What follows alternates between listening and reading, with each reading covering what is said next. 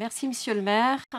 Chers collègues, depuis la loi du 3 janvier 2001, la durée annuelle de temps de travail dans les collectivités est fixée à 1607 heures pour un équivalent temps plein, soit 35 heures par semaine. Cette loi permettait toutefois aux collectivités de déroger à cette disposition sur la durée annuelle du temps de travail en les autorisant à maintenir les régimes de temps de travail mis en place antérieurement à son entrée en vigueur en 2001. Cependant, la loi de transformation de la fonction publique vient mettre un terme à cette dérogation. Aussi, à compter du 1er janvier 2022, tous les congés accordés réduisant la durée du temps de travail effectif sans base légale ou réglementaire ne peuvent plus être maintenus. Je ne rentrerai pas dans les détails purement techniques de cette loi, mais sur son principe d'application. Nous pouvons nous poser la question sur les intentions du gouvernement en promulguant cette loi. Est-ce faire baisser le nombre d'effectifs en augmentant annuellement le nombre d'heures travaillées par agent? Est-ce limiter les heures supplémentaires? A priori, ces intentions ne sont pas confirmées. Mais il faut être honnête, il est un peu trop tôt pour le dire, l'année 2020 ne pouvant ni être une année de référence, ni une année baromètre, étant donné de la crise sanitaire. Mais ce que nous pouvons affirmer, c'est que l'approche purement quantitative de l'État est un mauvais point de départ à mon sens. Tout vouloir quantifier, tout vouloir pointer, c'est mission impossible. Nous savons que le paysage des collectivités est multiple et mouvant avec les transferts de compétences, les mutualisations, les fusions et donc les agents bougent. Rajouter à cela, il faut prendre en compte la pénibilité au travail, le travail de nuit, le travail le dimanche, le travail des agents affectés dans les écoles, qui est dépendant de l'organisation de l'éducation nationale, le travail en horaire décalé, etc. En clair, le temps de travail de chaque agent est lié au contour de sa fiche de poste.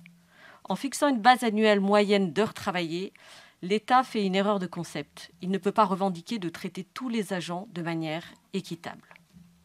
Revenons à notre délibération et regardons quelle est la proposition d'application de la loi des 1607 heures par la ville de Grenoble. Tout d'abord, je m'étonne que vous n'ayez pas mentionné clairement les avis des comités techniques des 25 novembre et 7 décembre derniers dans la délibération. À aucun moment, nous ne pouvons lire clairement quels ont été les avis donnés par les syndicats lors de ces deux comités techniques. C'est bien dommage. Heureusement d'ailleurs qu'une délégation syndicale est venue nous donner brièvement tout à l'heure son avis ce jour même.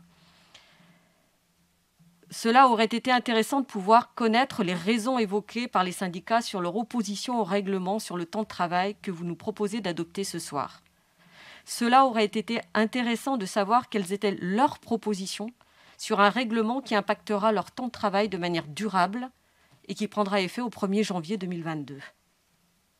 À la lecture de cette délibération, nous pouvons penser que certains agents auraient peut-être préféré conserver le même temps de travail, donc ne pas travailler plus, et peut-être se priver de quelques jours de congés, qui ne sont plus réglementaires aujourd'hui par la loi. Enfin, cela aurait été intéressant pour les élus de cette assemblée d'être parfaitement informés sur les différents scénarios que la ville a dû envisager avant de trancher sur le règlement du temps de travail qui nous est soumis aujourd'hui. Encore une fois, la formation et la concertation ne sont pas de vains mots, la transparence non plus. Avec les documents que vous nous avez fournis aujourd'hui, nous ne sommes pas en mesure de savoir si, pour nous, vous avez fait les meilleurs choix pour nos agents dans l'application de cette loi. Nous nous abstiendrons sur cette délibération. Je vous remercie.